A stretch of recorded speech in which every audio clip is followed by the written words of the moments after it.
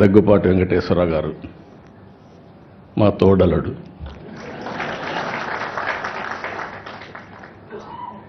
నాకంటే ముందు ఆయన అన్నీ చెప్పేశాడు, ఇంకా చెప్పడానికి ఏమీ లేవు. ఎప్పుడు కూడా మా ఫ్యామిలీలో ఒక విశిష్టమైన వ్యక్తి.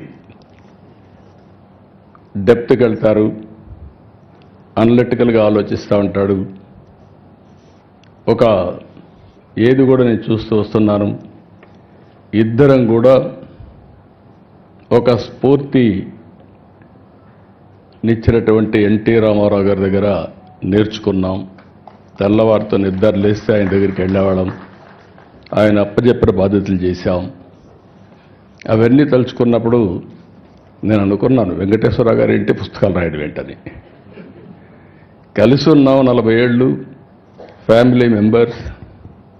కానీ ఆయనలో ఇంత డెప్త్ ఉంది, ఒక పుస్తకం రాస్తాడని నేను ఎప్పుడు ఊహించాను. ఆయన చెప్పినప్పుడు నేను అడిగాను, మీరే రాశారా అని అడిగాను. ఎవరికైనా డౌట్లు ఉంటాయి, కానీ ఆయన రైటర్ కాదు, ఇప్పుడు కూడా కాదు. కానీ రైటర్ కానటువంటి రైటర్ ఈయన, రచయిత కానటువంటి రచయిత.